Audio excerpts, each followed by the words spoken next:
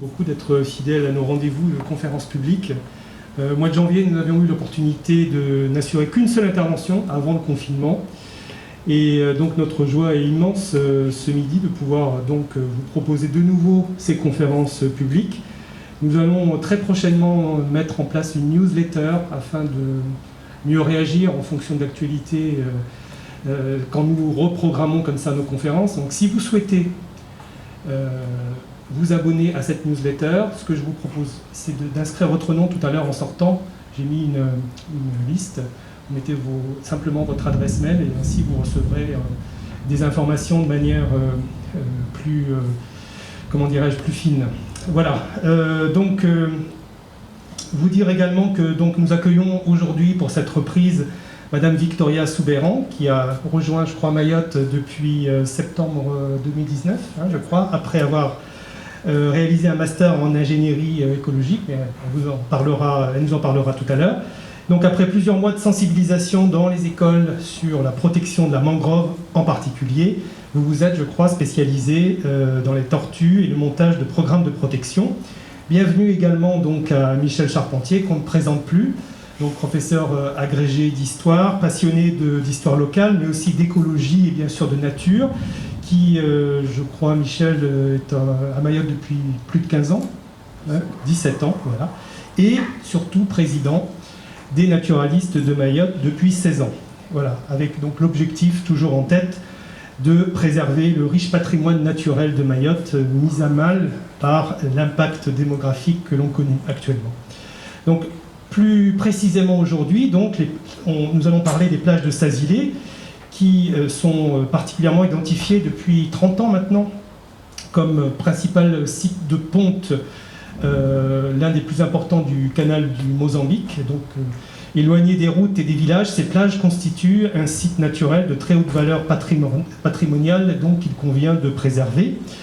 Depuis plus de 2 ans chez les naturalistes, je crois, vous assurez une présence nocturne régulière sur les plages de Sazilé, à la fois pour mieux connaître les populations de tortues et puis également pour lutter bien sûr contre le braconnage. Donc vous allez maintenant nous en dire plus, je vous laisse la parole et un grand merci, je pense qu'on peut les applaudir. Merci beaucoup.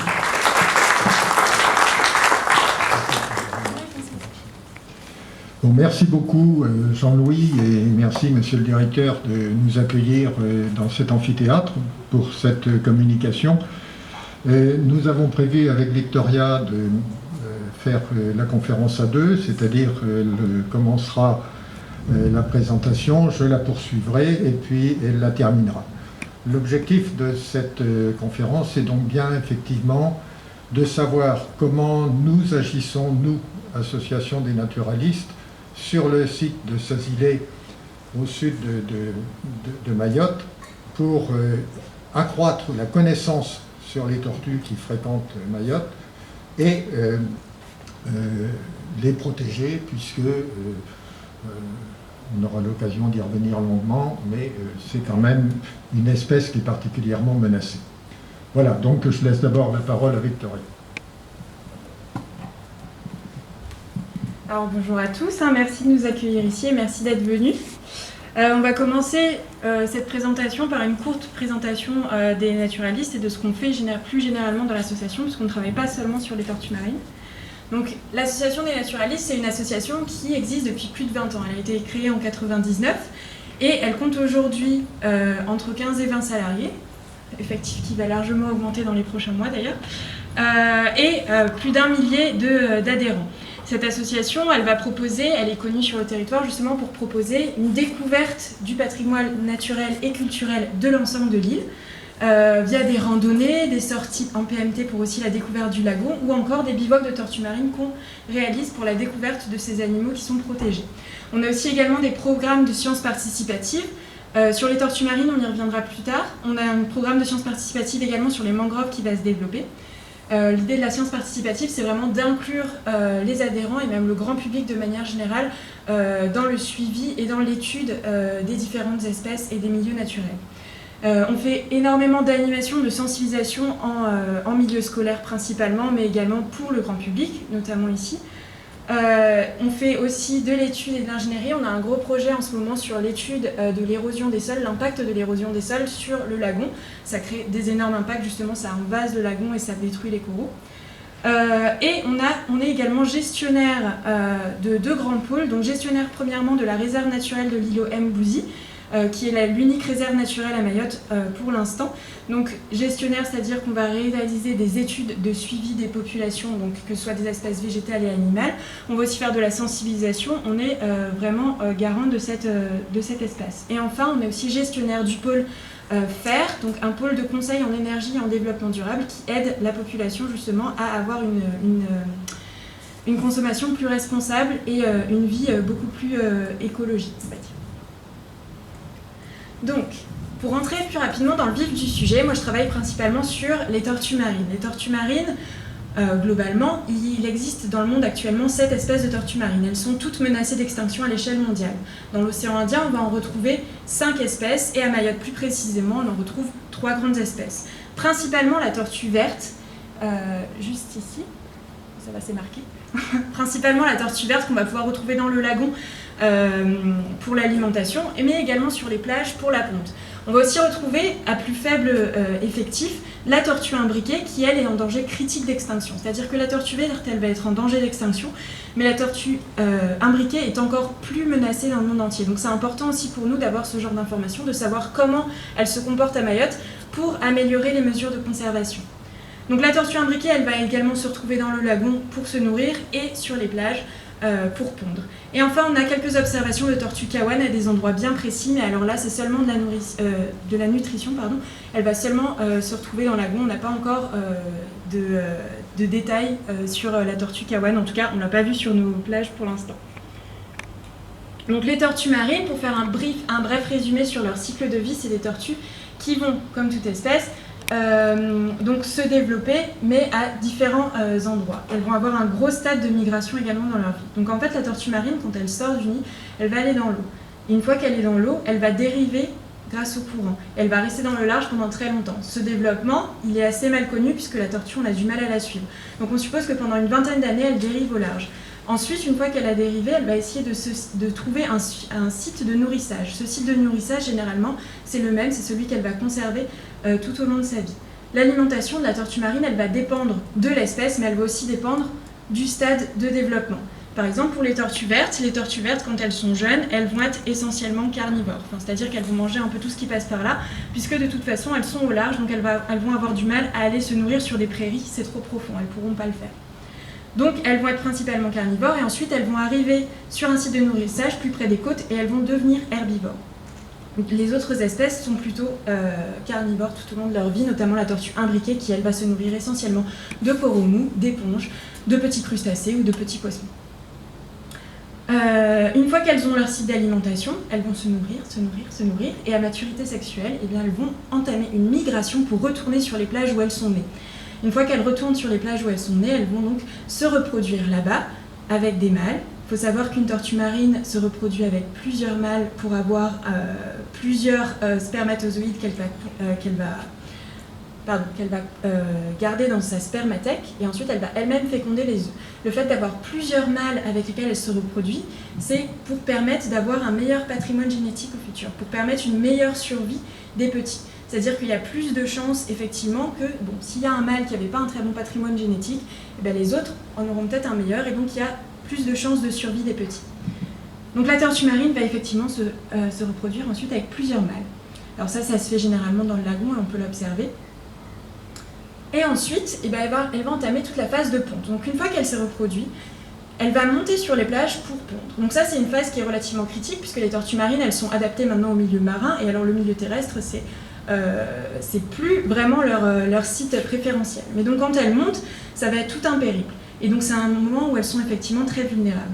Donc la tortue marine, on va identifier 7 phases de ponte. Nous, quand on est sur le terrain, Michel en reparlera un peu plus tout à l'heure, on va vraiment décomposer ces 7 phases. La première phase, ça va être la sortie de l'eau, où la tortue va être très farouche, justement elle va essayer de voir s'il n'y a rien sur la plage, rien qui puisse la déranger. Et ensuite, elle va entamer une phase de montée, qui va laisser une trace, comme on peut le voir ici. Ensuite, la tortue va se mettre à creuser la cavité corporelle, qui fait la taille de son corps. Troisième étape, elle va ensuite creuser le puits de ponte grâce à ses pattes arrière, dans lequel elle va pondre ses œufs, tout simplement. Alors le puits de ponte, il est cylindrique. La tortue marine, c'est un reptile, et comme certains reptiles, le sexe des petits est déterminé par la température du nid. Ce qui veut dire que si on avait un nid qui était complètement plat et dans une cuve, on aurait une température relativement stable un peu partout. Donc on n'aurait pas de distinction du sexe. Alors que si on a un trou cylindrique, ça va créer un gradient de température qui va permettre d'avoir en haut, là où il fait un peu plus chaud, des femelles, et en bas, là où il fait un peu plus froid, des mâles. Donc ça, c'est très important, c'est aussi une des grandes questions actuellement, c'est qu'avec le réchauffement climatique, malheureusement, les températures vont augmenter. Donc les températures à l'intérieur du nid vont également augmenter, ce qui veut dire, est-ce qu'on n'aura pas que des femelles à un moment, et donc est-ce que ça ne va pas entacher la reproduction de cette espèce? Donc ça, c'est d'autres questionnements et d'autres études. Donc une fois qu'elle a creusé son puits de ponte, elle va pondre tout simplement entre 100 et 200 œufs. Ensuite, elle va reboucher le puits de ponte avec ses pattes arrière, reboucher la cavité et créer ce qu'on appelle un leurre, en balançant du sable derrière elle, tout en avançant, ce qui va faire une espèce de grosse traînée de sable, puis elle va recréer une petite cavité corporelle avant de partir pour faire croire qu'elle avait pondu à cet endroit, alors qu'elle a pondu bien derrière. Ça, c'est une adaptation au fur et à mesure des années, c'est pour éviter justement que les prédateurs ne voient directement où elle avait pondu. Un des problèmes, c'est que maintenant, l'un des prédateurs, qui n'est pas un prédateur naturel de la tortue, c'est le chien, ou encore le rat ou le chat, qui vont prédater les œufs, et eux, ils ont un très bon odorat, donc même avec le leurre, malheureusement, ils peuvent le trouver. Ensuite, on a la phase d'émergence, donc petite phase d'émergence où les bébés tortues sont très très vulnérables. Toutes les phases terrestres sont généralement les plus vulnérables pour la tortue. Donc, la tortue marine, la petite tortue va sortir de son trou et va se repérer grâce à la lumière, le reflet de la lumière. Donc voilà. Et donc nous, les tortues marines, on a commencé à les étudier, disons, il y a une petite dizaine d'années, où là, on a déjà commencé à réaliser des bivouacs de découverte sur la pointe de Sazilé, qui est la pointe sud-est de Mayotte, Majicavo 2, 3 et 4. Et on sait aussi qu'il y a une forte fréquentation en Galatsara, à Majicavo un peu moins, et à Maoussi aussi, quand on peut y aller, on va faire un tour. Donc toutes ces plages, elles ont quand même une forte présence de tortues marines et un fort potentiel de ponte. Pardon. Donc c'est un site qui bénéficie d'une protection depuis une trentaine d'années, puisqu'il a été reconnu comme site majeur de ponte avec Moya sur Petite Terre. Dans les années 90, il y a un premier groupement qui s'est mobilisé, le conseil départemental, qui a emmené la garde de tortues justement sur les plages de Sazilé pour protéger les plages justement face au braconnage. Cette protection, cette présence a été arrêtée en 2014. Puis les études ont montré, notamment en 2007, et les études par la suite ont montré que Sazilé était le premier site de ponte à Mayotte. Donc Mayotte est vraiment un grand site majeur de ponte et d'accueil des tortues marines en général dans le canal du Mozambique. C'est pourquoi la protection de Sazilé est très importante. Donc nous, on s'y est intéressé, je vous ai dit, à partir de 2010, et on a vraiment commencé à réaliser des suivis en 2019. Donc voilà, c'est ce que je disais. Et donc, suite à ça, on a commencé à réaliser nos suivis en 2019, et je vais laisser Michel vous parler de notre protocole. Merci. Alors, pour embrayer sur l'importance du site de Sazilé, il faut savoir qu'au début des années 2000, l'Observatoire des tortues marines de Mayotte, qui dépendait de la DAF, puis plus tard du conseil départemental, avait estimé que sur l'ensemble des pontes à Mayotte, les 7 plages de Sazilé représentaient 52% des pontes, à quoi s'ajoutait 8% pour les 4 plages de Charifou et 10 ou 12% pour les plages de Petite Terre. Donc ça vous donne une idée de l'importance. Et à Mayotte, où bien souvent on regarde avec envie ce qui se passe à La Réunion, ben pour une fois, on a l'avantage d'être loin devant. Vous savez combien il y a de tortues pondeuses à La Réunion, qui bénéficient pourtant d'un centre scientifique et écotouristique de tout premier plan, Kélonia et le CEDTM. Il y a 2 tortues pondeuses à La Réunion. À Mayotte, rien que sur les plages de Sazilé, il faut rajouter 3 zéros.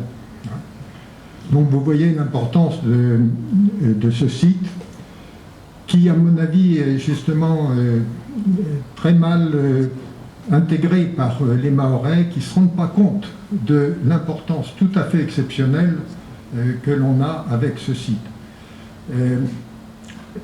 Les scientifiques essaient de chiffrer plus ou moins les pontes selon les régions et selon les pays. En 2013, les gardes du conseil départemental, général à l'époque, ont fait valoir leur droit de retrait et il n'y a plus eu aucune présence régulière sur le site de ces îlets. Nous continuons d'y aller lors de bivouacs épisodiques et donc en 2019 nous avons décidé d'essayer de prendre les choses en main pour refaire les comptages et voir quelle était la fréquentation de ces îlets.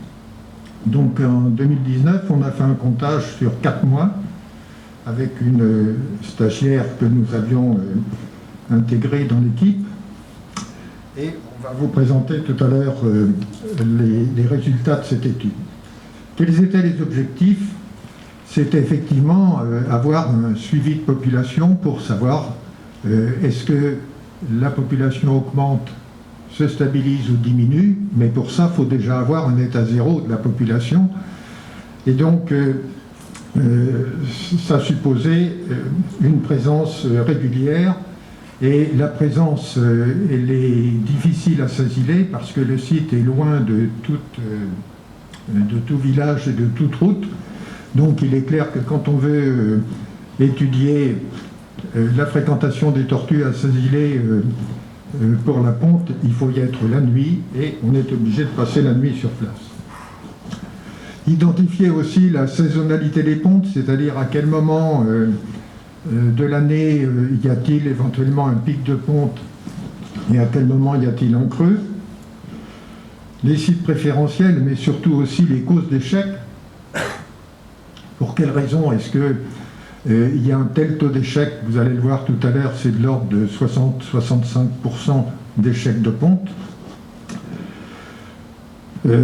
Chemin faisant aussi, faire des suggestions concernant les mesures de gestion, notamment pour essayer de réduire l'impact des perturbations d'origine humaine. À certains moments, il y a plus d'une centaine de personnes sur la plage. Bon, ces 2 jours, c'est déjà moins grave, mais quand c'est des jet skis qui font le tour, lorsque les tortues sont en train de s'accoupler sur le platier, je ne suis pas sûr que ça soit le meilleur moyen de préserver l'espèce. Et puis, bien sûr, assurer une présence contre le braconnage. Et enfin, chercher à sensibiliser la population pour que ce soit la population elle-même qui prenne en charge et se réapproprie ce besoin de protéger ce patrimoine naturel exceptionnel. Donc, comment est-ce que nous procédons? Nous sommes tout à fait acquis à l'idée que le meilleur moyen de savoir quelle est la fréquentation des tortues sur une plage, c'est d'être présent la nuit quand les tortues sont là. C'est aussi d'ailleurs le meilleur moyen de s'opposer aux pratiques de braconnage, parce qu'évidemment les braconniers ne viennent pas de jour mais de nuit. Alors, relever des traces, c'est-à-dire il faut toujours partir depuis une trace de montée. Vous savez, les traces, c'est comme les chevrons de Citroën, hein, c'est lorsque le V est dans le sens de l'avancée. On identifie la phase de ponte telle que tout à l'heure Victoria les a précisées, donc ça demande quand même un petit peu d'expérience. Et puis nous revérifions toutes ces observations le matin, au petit jour, parce que quelquefois, eh bien, c'est pas toujours évident la nuit d'arriver à déterminer, surtout lorsqu'il y a une très forte fréquentation.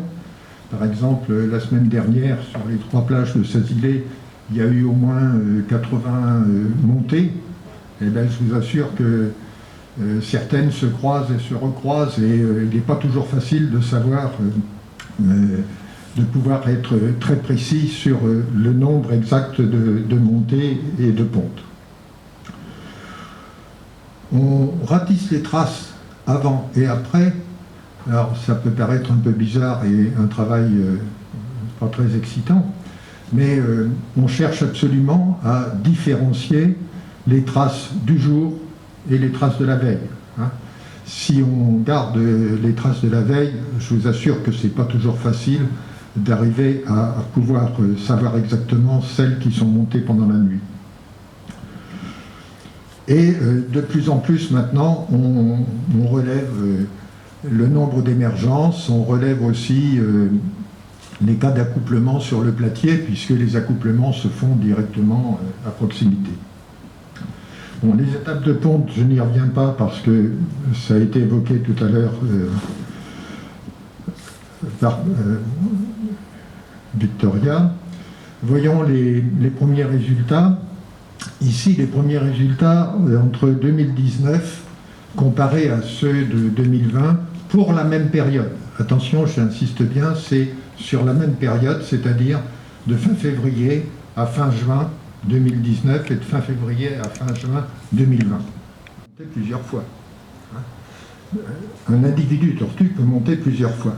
Et une tortue peut fort bien monter une première fois, échec de ponte, revenir une deuxième fois, réussir à pondre. Donc, l'estimation du nombre de tortues, d'individus tortues, elle est extrêmement difficile à cerner parce que, évidemment, on ne peut pas savoir avec précision celles qui sont montées et qui retournent et qui reviennent. Il faudrait leur mettre un numéro de dossard pour pouvoir savoir exactement le résultat.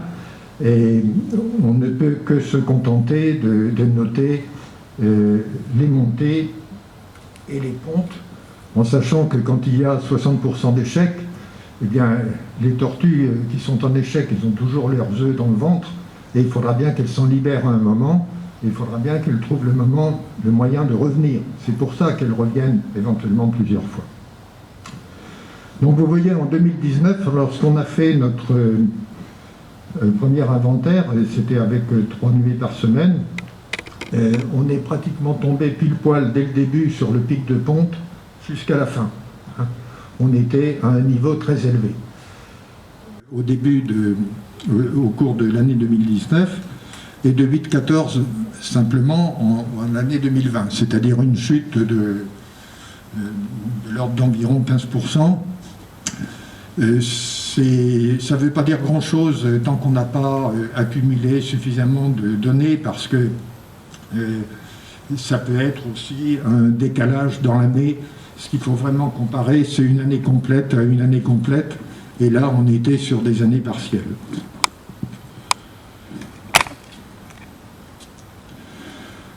Voilà, donc qui résume la comparaison entre les deux années. Et on a donc repris ce suivi en 2020 en faisant en sorte, non sans quelques difficultés, que le début corresponde vraiment au début de l'inventaire de 2019. On a un petit peu allégé le protocole, non seulement en mettant que 2 nuits au lieu de 3, mais surtout en réduisant certaines prises de données qui méritaient un petit peu plus de savoir-faire et de doigté pour limiter au maximum l'impact sur la tortue, par exemple la prise de longueur de la carapace qui suppose de s'approcher près d'elle, par exemple la largeur des traces qui est effectivement intéressante mais qui nécessite un petit peu de lumière et donc un petit peu plus de perturbation.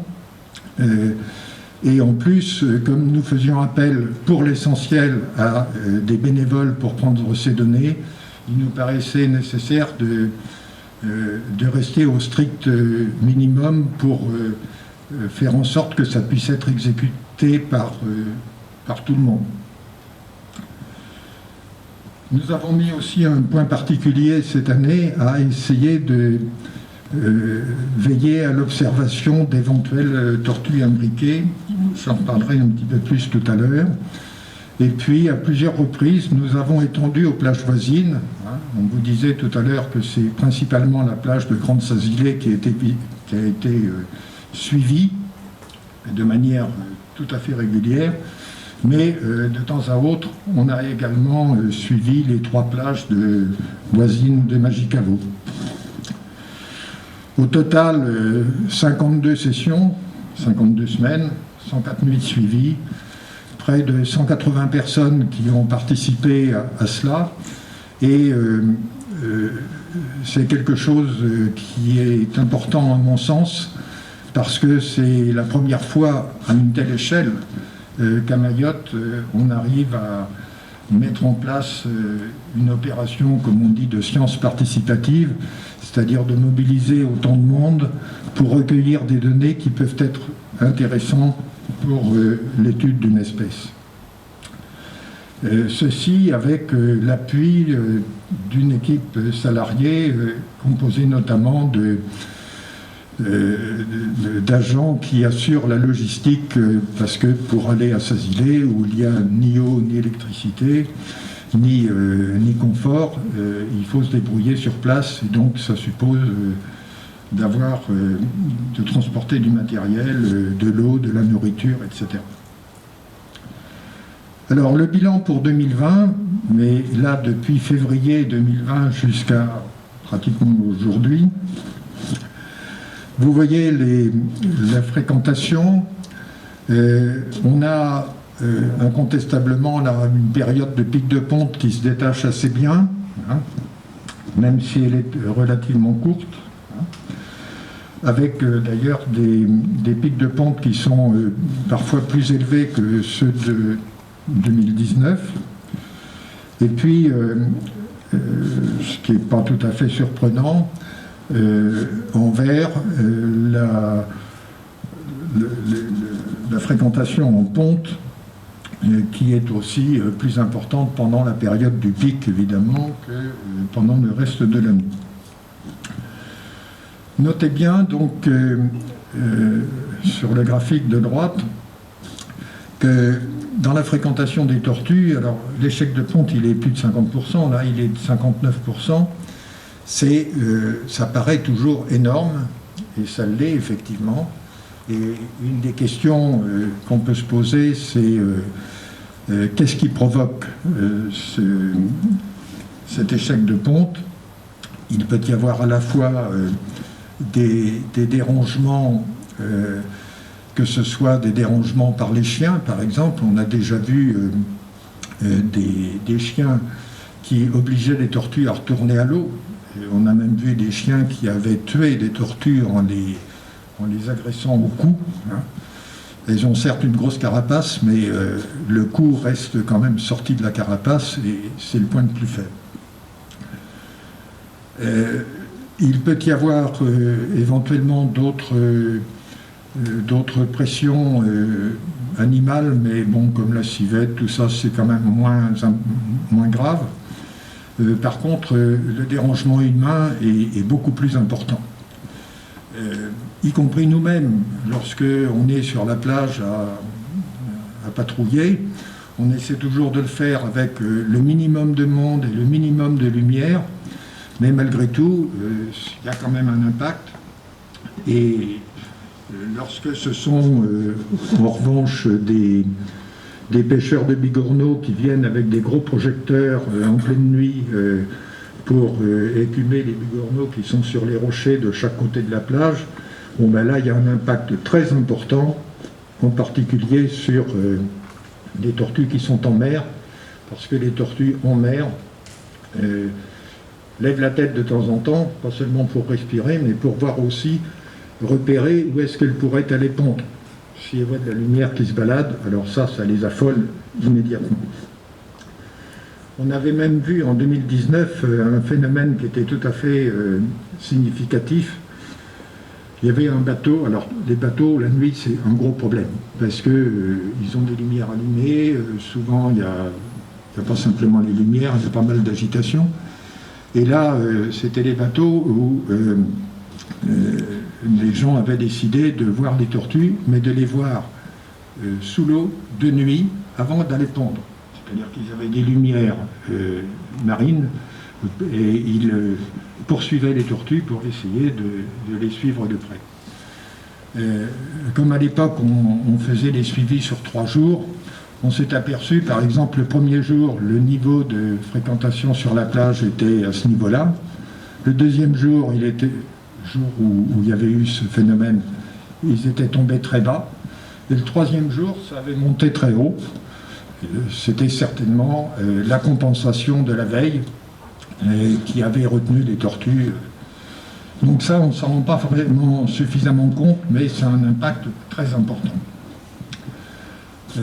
Dans les échecs également, dans les échecs de ponte, il y a le fait que les tortues rencontrent des obstacles.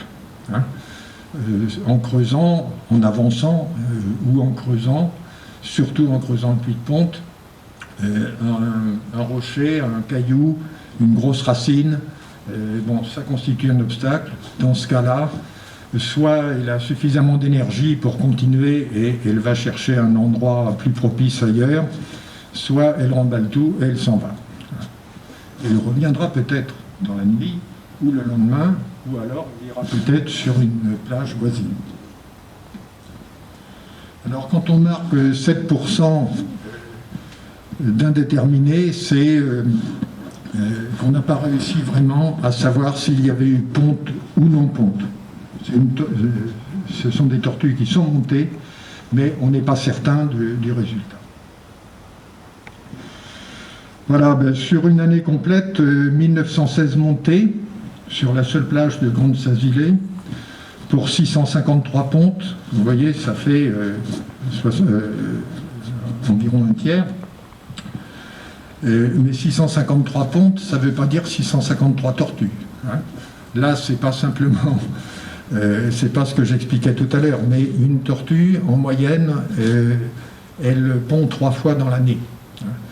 Donc, pendant la saison de ponte, il est fort vraisemblable qu'il faille diviser par 3 le nombre de pontes pour avoir approximativement le nombre de tortues.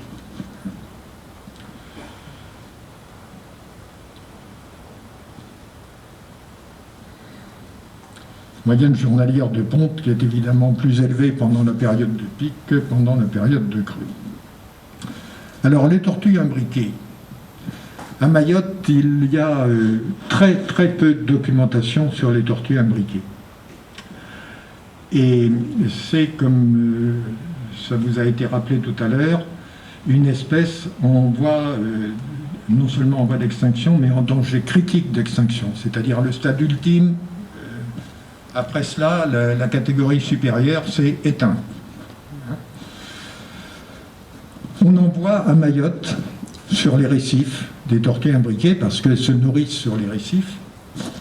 On en voit relativement facilement. Mais des pontes, on n'en voit pas souvent. Des mâles non plus, d'ailleurs, on n'en voit pas trop. Hein. Et des émergences encore plus rares. Hein. Donc on s'est un petit peu focalisé sur tout ce qui pouvait nous rapprocher des tortues imbriquées.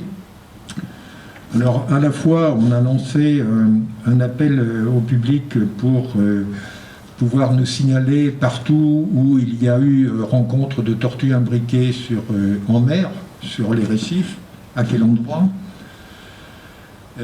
Par contre, sur Terre, comme je le disais, c'est beaucoup plus rare, donc on a cherché à localiser exactement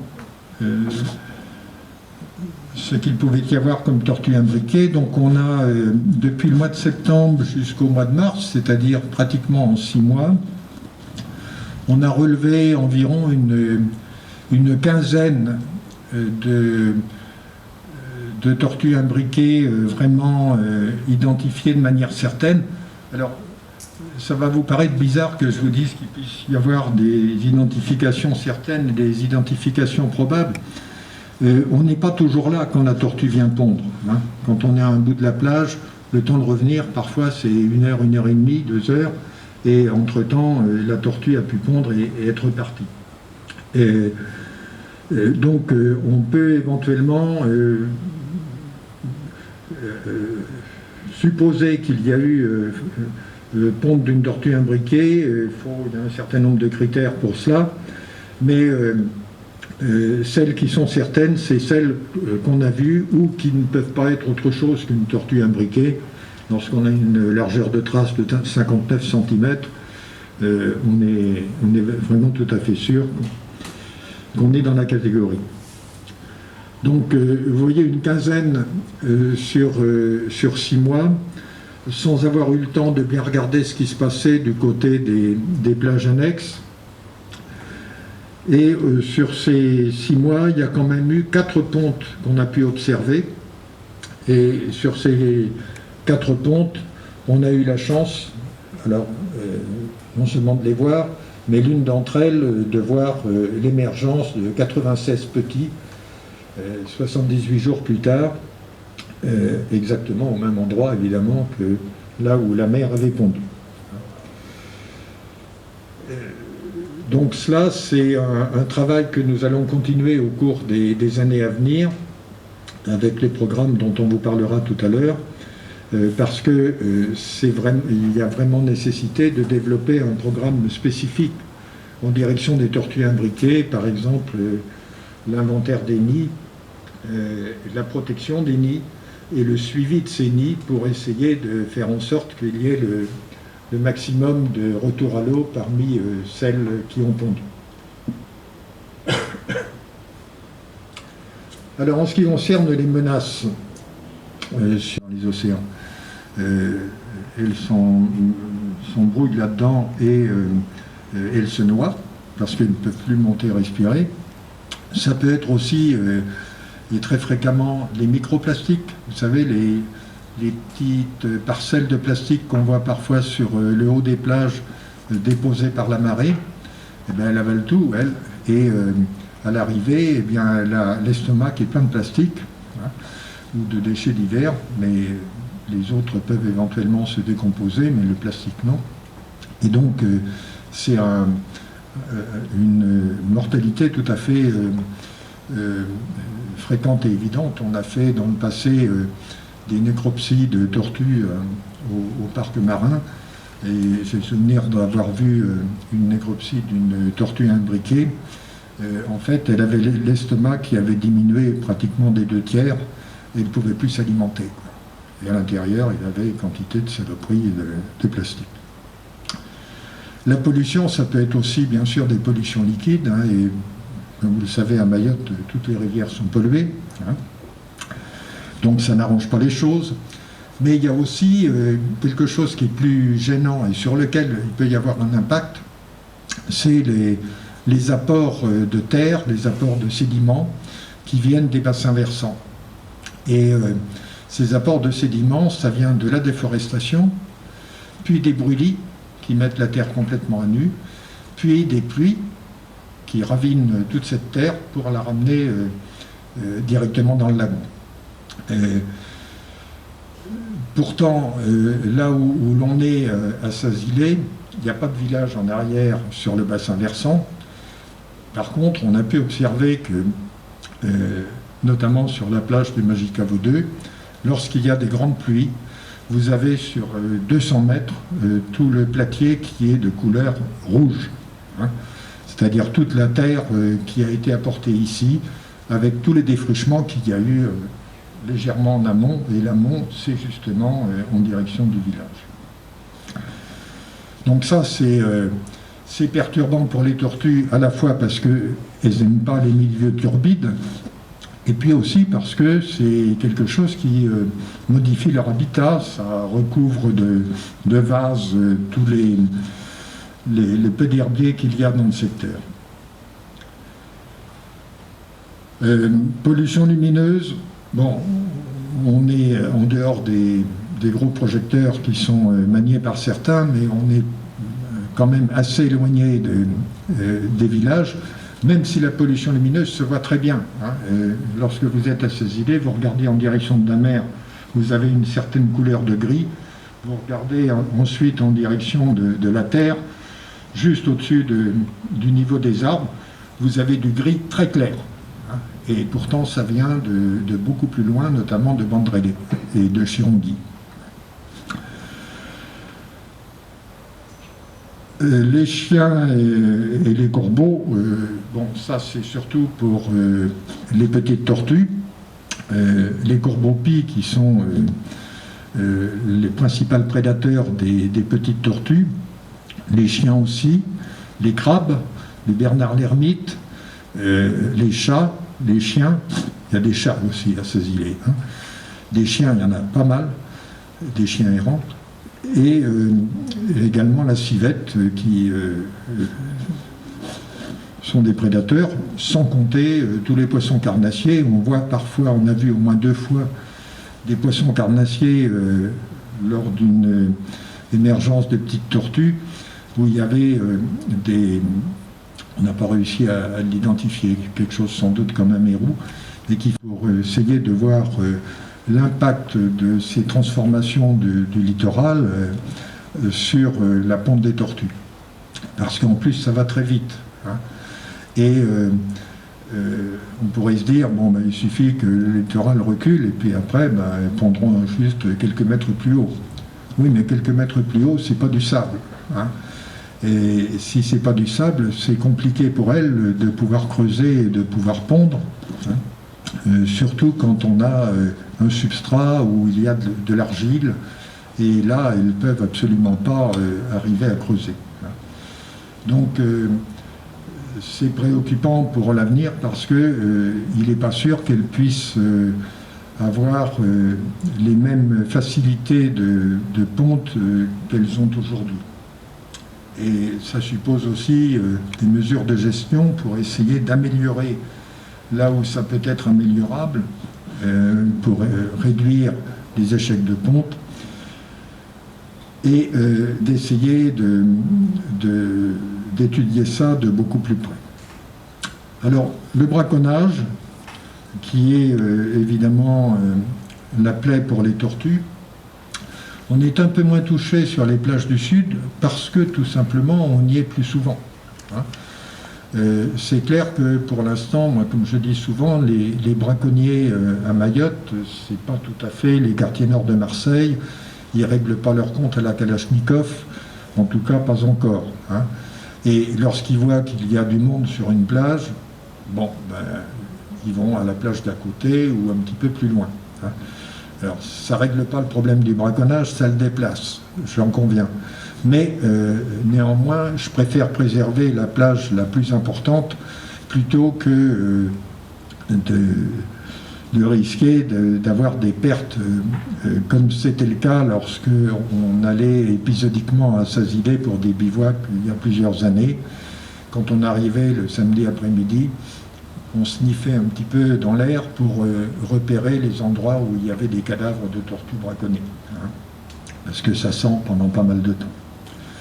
Là, le stop qui devrait sortir, nous a-t-on dit, vers le mois de mai de cette année, mais très probablement à coup sûr cette année, c'est un arrêté de protection qui met en place un certain nombre de conditions pour accéder à la plage, hein, et de façon à éviter un impact trop important, un impact humain trop important sur la plage. Il y a eu aussi, au cours de la fin de l'année 2020, une initiative de la préfecture et du préfet tout personnellement, qui a cherché à réunir tous les acteurs qui, à un stade ou à un autre, sont en lien avec les tortues, pour essayer de mettre tout le monde dans la même dynamique, c'est-à-dire essayer de travailler ensemble pour réduire le braconnage et si possible même l'éradiquer. Je vous passe sur pas mal de mesures qui ont été prises, mais pour les associations, que sont les naturalistes d'une part et Oulangan Nanyamba en Petite Terre, il y a eu des moyens conséquents qui ont été fournis à nos deux associations pour accroître la présence sur les plages, à la fois le temps de présence et puis le nombre de plages, y compris avec des moyens supplémentaires, comme des caméras thermiques par exemple, pour essayer de repérer plus facilement les éventuels intrus. Et donc, ceci est en train de se mettre en place, et c'est vraiment un effort que je tiens à saluer.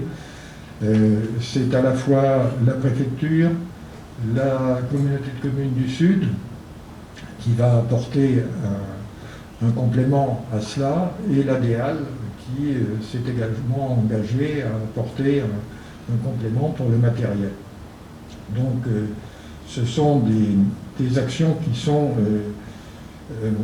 nous semblent particulièrement importantes pour essayer d'enrayer ce processus de braconnage. Ça a l'air de rien, mais des ébus qui se promènent sur les plages de Ponte. Alors, il n'y a jamais eu de conflit entre les ébus et les tortues, on est d'accord. Mais les ébus ont quand même un impact sur l'habitat des tortues. Ils réduisent sérieusement, enfin, ils broutent systématiquement tout ce qui sort de terre. Et les espèces naturelles qui bordent les plages sont rasées et n'ont pas le temps de venir à maturité.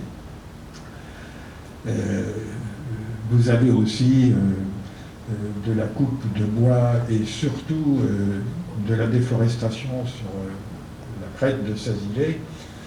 Il y a plusieurs hectares déjà en un seul week-end, il y a quelques mois, Jean-Pierre pourrait le confirmer, en un seul week-end, il y avait eu, je crois, 8 hectares qui avaient brûlé. C'était pas d'un seul tenant, c'était un petit peu là, un petit peu là, un petit peu là.